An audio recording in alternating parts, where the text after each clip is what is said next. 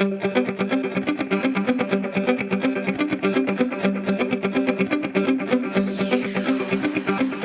to the Marketing Remix, presented by Red Door Interactive. I'm Reed Carr, CEO of Red Door Interactive. Our show is a senior level marketer's resource for navigating our ever-evolving landscape.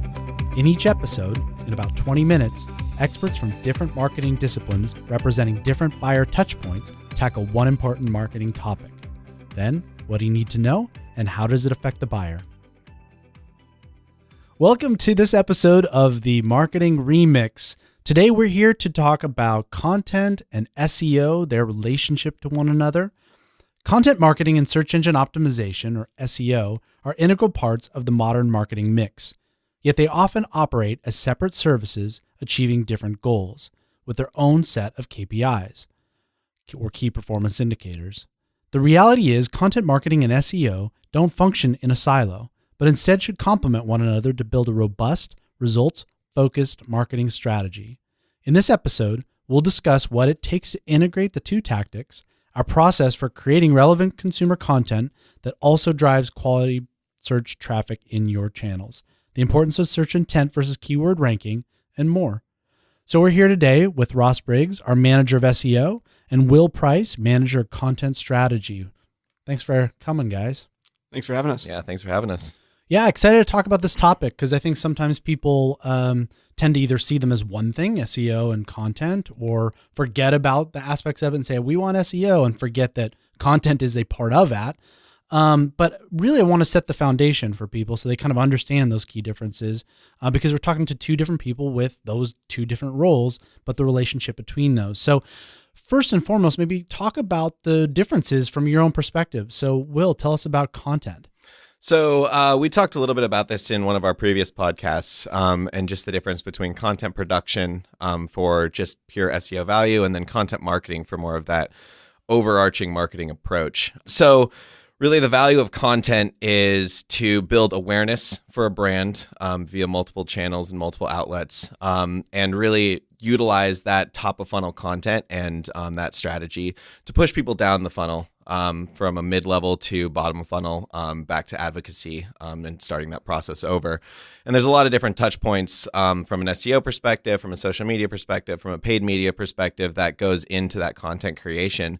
But I think from a content marketing perspective, especially, people view it mostly as this really kind of creative and nebulous idea or ideological marketing approach.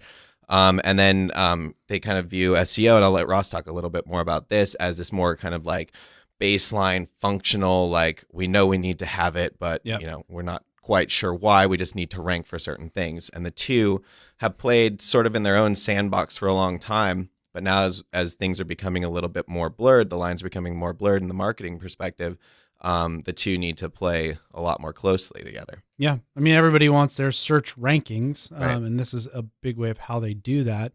So, Ross, tell us a little bit about that. What's your perspective now then of search and how it's different than content? Sure, absolutely. So really in the world of SEO, it's been a saying for a long time that content is king.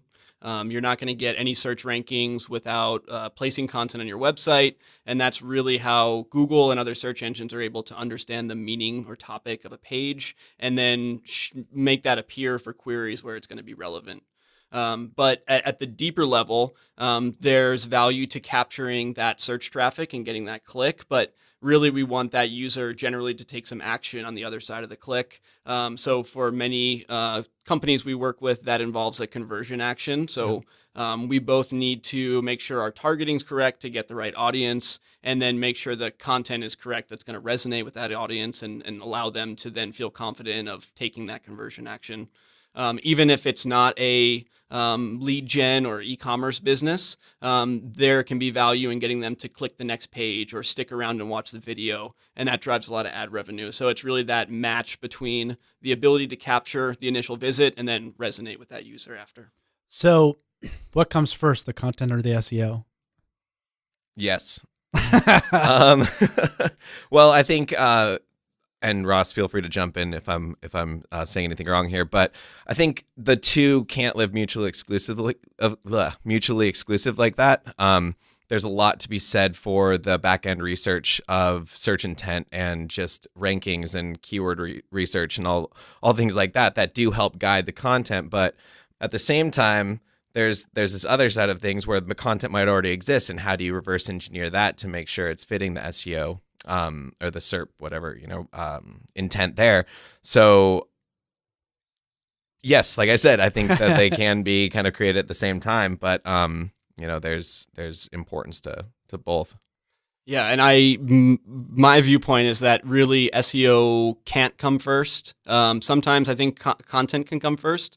We can sometimes take a piece of content that was intended for a social media channel, and all of a sudden it's blowing up and we're getting all types of SEO traffic to that. So there are instances where the content can come first, and then we then take that piece of content and, as Will said, layer in some additional targeting that can allow that to then rank for more keywords and take off. But there's certainly never SEO standing alone without any type of content behind it. Yeah, it's interesting because so many people, what I tend to hear is that they were like, well, we need SEO. And then that content is an afterthought to it. But I think what you're saying is we're working with content and we're going to support it and drive it to relevant pages and things like that. And that thereby is content, which I think then content and content strategy then gets overlooked when you're asking for SEO, but we're now recognizing how critical it is for either tactic to live on. So with that in mind, then what are maybe some of the fundamental strategies for marketers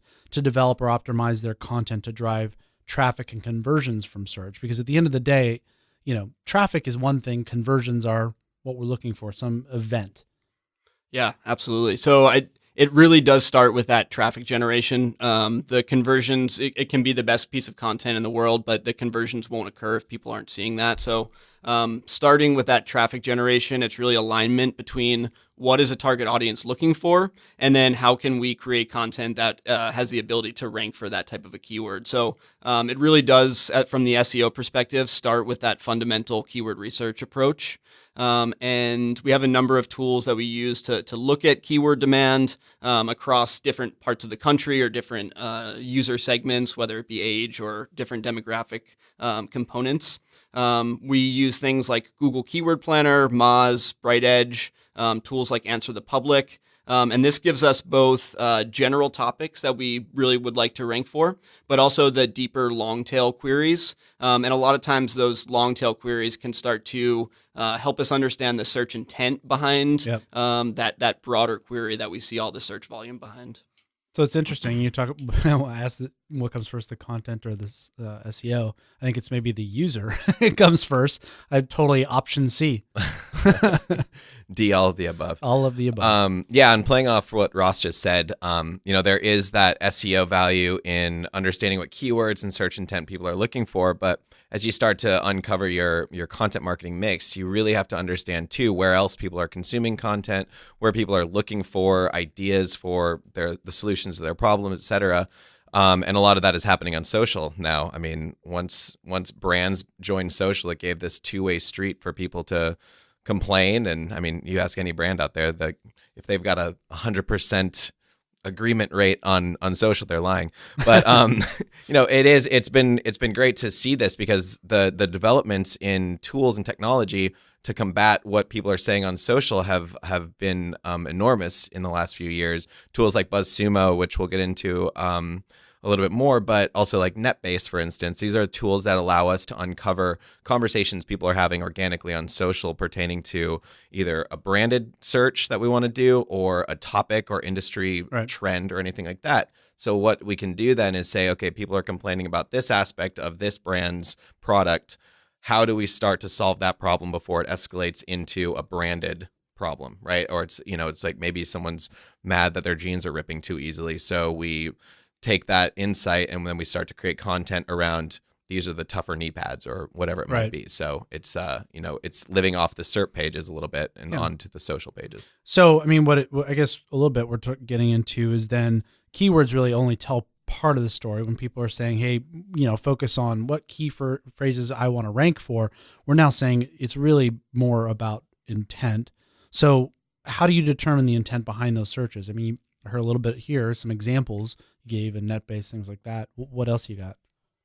Yeah, so I think going back to what I was speaking about the long tail search queries, and a lot of times that can provide more information about both how people are searching and what types of content they're really looking for. So just as an example, a shorter tail or sometimes called fat head query, a general I like topic. that one. Yeah.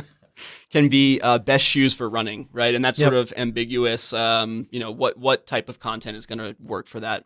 If we delve into the longer tail queries, it might be something like a list of best running shoes for 2018.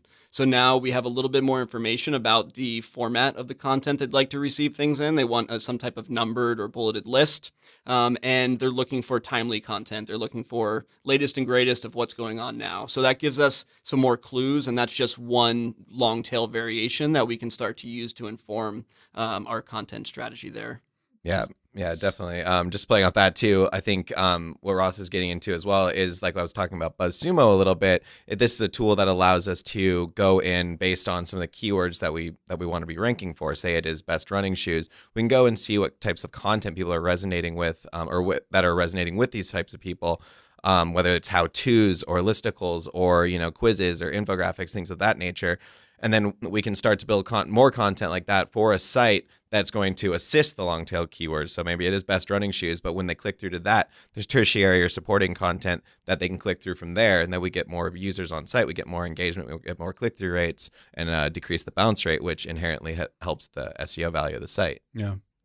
Yeah, you had me at listicles.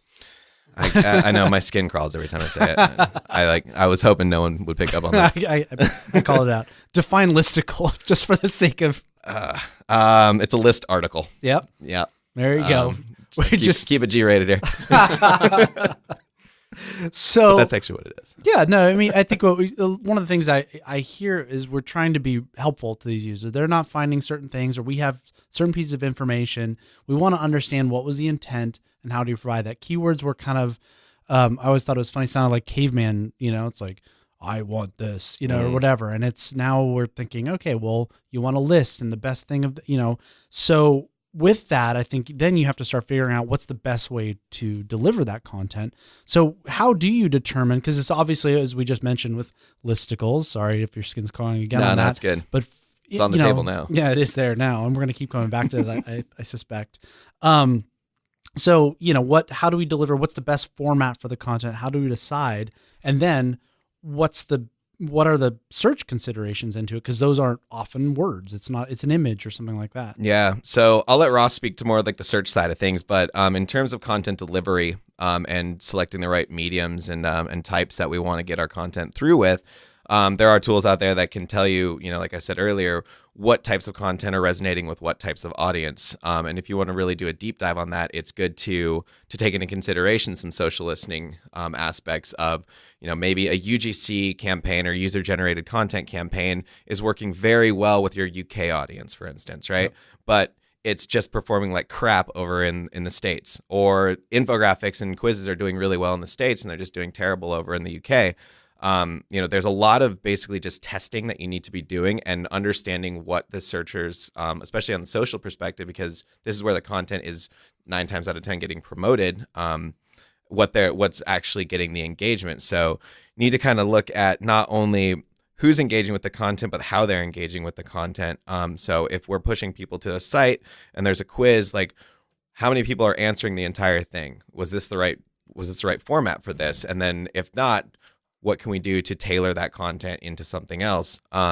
So it's really just kind of a lot of testing. And sometimes it's just using your hunch. Like, what would I like to see? I think we talked about that in our last podcast. Like, we can use all this data and all these insights, but when it comes down to it, like the humanistic quality is, would I engage with it? Yeah, be human. Yeah, I mean, exactly. That's one of the prevailing things and themes that we have to do when we're in interactive or any stuff is like data and all. But at the end of the day, I mean, take a step back and just be a human being for a bit. Yeah, exactly.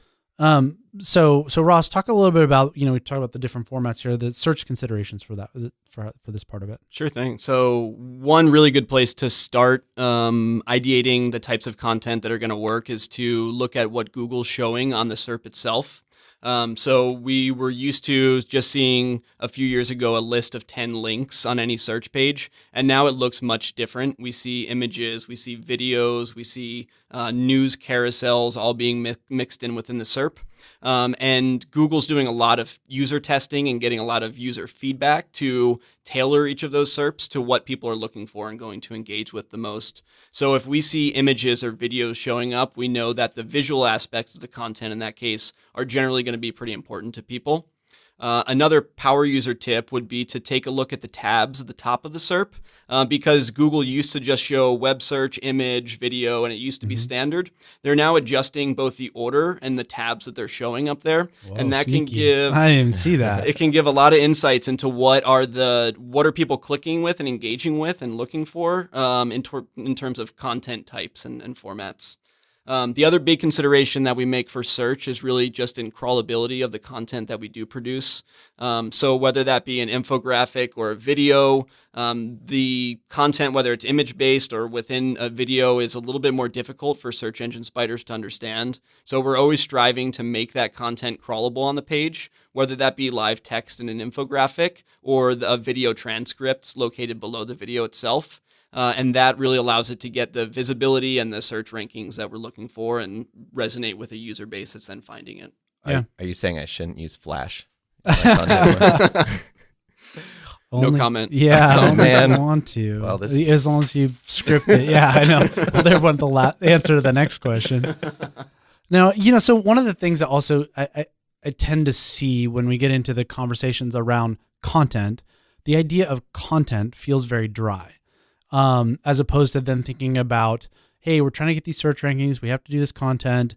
How do you make it not dry? How do you make it relevant and brand appropriate when nobody wants well, there are probably some dry brands that we want, but I mean, for the most part, any number of brands out there want to have a personality or something like that. So what are the kind of opportunities or ways to do that, to make sure that you're not just producing crawlable content that's like No, that's a great question. Actually, something similar to that happened this morning. We were looking at this article on one of the SEO blogs, and Ross and one of his team members. That's what we do in a morning. Yeah. So open up the paper instead of breakfast. And we were remarking on this stock image that they used in their header, and none of us, for the life of us, could understand why they used it. But here we were all sitting around talking about it. So obviously they did something right to get us to engage with this content, even if it was accidental. It was just, it's kind of a happenstance thing. But I always say with my content, or with content strategy, that controversy is content, right? You need to get people talking. I often say Kanye tent marketing, which trademarked. But I mean, that guy gets people talking, right? About the stupidest stuff. I mean, he wears the hat that he's wearing now, and he's getting people to talk. He said what he said back in the day, and he got people to talk. But the focus has always been on him, regardless of what content he was creating. And the same can be said for a lot of different brands. If you look at a Wendy's or all these fast food places on social media, they're making this kind of irreverent content that is somewhat brand related, just because they've been able to, they have that brand equity, they've got that brand power, and they're establishing themselves as these snarky entities. But for a drier brand and content for, say, a concrete flooring company, that's not the sexiest thing in the world. But hey, add a listicle. But you want to start with maybe creating some controversy or just getting some thought provoking content written. You can do this through a number of different ways. So tangential content is a huge thing for something like that. So instead of focusing on the elements that make up the concrete that you're putting into your floor, it's 10 warehouse spaces that you need to consider for your next agency move, brought to you by Concrete R Us, whatever it might be. I would definitely read that. Yeah. See, I love the concrete floors. What can I say? Yeah, I mean, polished concretes, that's really in right now. I want to do it at my house, but my wife won't let me. Anyway, controversy. Also, industry leaders. I know that, concrete might not be the greatest thing, but you get some real people talking about your product, whatever it might be. The more you can start to build those conversations, get them sharing your content, get more people familiar with who they are, get more people familiar with who you are, kind of thing. Case studies are a big way to sort of spice up your content mix too, versus just talking about your product, because the thing about content marketing is it's essentially a storytelling piece that's not overt selling. And the minute you start to just get into your product is the minute people are going to tune out. So you really need to figure out like those different ways. And it's hard to tell a brand sometimes to cause that controversy, because there's, that level of faith that you need to have that it's going to work and not screw up your brand image. But like I said before, like it's all about testing. And if you don't try it, you're never going to know. Yeah. So, and there's mini controversy. I mean, not everyone has to do the Kaepernick thing. Yeah, I'm not talking about red hat. Yeah, exactly. I'm not talking about like controversy and alienating massive groups of people. There's different ways of thinking about things and stuff like that. Exactly. I mean, yeah, there's a level for that. I think from the search perspective, it sometimes we need to kind of put ourselves in the shoes of somebody else and trust in the search volume. Yeah. So if we find a keyword and we see that people are searching for it and it seems boring to us at first glance, sometimes you need to just go a little bit deeper and say, to me, this is boring because it's not relevant to what I'm doing right now. But if I was leveling or polishing a concrete floor, I would be really interested in finding step-by-step instructions that make sure I'm not going to mess it up when I do it, right? So sort of having that empathy for the situation that people are in and being able to create content that's going to be helpful for them in that situation can often be not just not boring, but it really a key to a lot of these really valuable B2B sales and things like that. Right. Well, and if you're a listener that has a concrete flooring business, we've got a lot of ideas, I think. No, and I think obviously it applies to, we're talking about applies to obviously big brands and things like that. I mean, you've got big brands like Red Bull or something like that. They release expensive content that's loosely related to the product they send, that tangential stuff you're talking about. Does this type of content then lead to improved performance in channels like SEO, or is it just a general brand awareness sort of thing? Yeah, purely for SEO, there's a lot of value in content like this. There's three main factors that go into this, and really it all goes back to how Google is measuring brand value or authority to rank for keywords and to have your content appear. One is one that I think many people are familiar with, and it's Backlink Generation. So content on your site, a landing page that talks about this event or a video or something like that, is a linkable asset on your site. Everybody would love to have links directly to their product pages and their transactional content, but those things just are not newsworthy. They're not valuable to people who aren't looking to buy that product right then and there, and they're not valuable to another person's audience. So having some content that is useful beyond the purchase allows other websites to link to it because it has that value. Even if you don't get the link, many times you trigger conversations online about your brand, and Google's also looking at unlinked mentions of your brand and the places it's being talked about, whether that's in comment sections or articles themselves about your brand. And then the third is in creating branded search volume for your brand. So Google's measuring how often people are searching for your brand with products or just in general, and they make an assumption that if more people are seeking you out, then you're probably a good website to show to people who aren't sure who to look to for your industry. So there's lots of value in creating this buzz specifically for the SEO channel. Yeah, totally agree with everything Ross said. And I think, as we talk about the SEO channel and the search channel and those aspects, it is important to take into consideration too, like we were talking about the user, SEO or content, but what it really comes down to is the user. And where's the user? Well, before they're searching for something, they might be looking on social. So, right. If you're going to do, I'll come back to the concrete flooring company. It's like maybe they get their budget together and they blow their entire year marketing budget on a video on how to get blood stains out of concrete, a la The Shining, right? Maybe it's a Halloween theme campaign. Yeah. People might not remember off the bat who the brand was, but they're going to start searching funny ad, blood removal, concrete, Shining ad, something like that. I think there's definitely some Netflix tie-ins and all sorts of stuff. Exactly. And if you can get someone linking to you, like a marketing dive or something like that, you're going to start ranking for these very long tail keywords. Yeah. I don't know what we'd call those, but we'll look into that. Yeah. But it's all about raising that awareness. But that's like, you have to understand that the conversation too is happening outside of just the search pages, and catering to that social audience does essentially get traffic to your site. And to Ross's point, the more people coming to your site, the more Google deems you as a thought leader in whatever space it is. I mean, blood removal is kind of an interesting one, but there's a call for it. Obviously, there's probably keyword search volume to that. But yeah, it's just about, like Ross said, getting that conversation started, and getting people to the site, getting people to link to you, and the more you can do that, the higher value your site's going to become. Yeah, I mean, it sounds like there is a lot of content opportunity that lifts the SEO boats, whether or not it's direct. I mean, in fact, it sounds like a lot of this can be indirect. Mm-hmm. So, I think there's a lot of really cool ideas, particularly if you're in concrete business. But for anyone, I just really appreciate you guys coming on the show and helping our listeners figure out the relationship between content and SEO and how critical that is. So, thanks for joining us, guys. Yeah, absolutely. Thank you.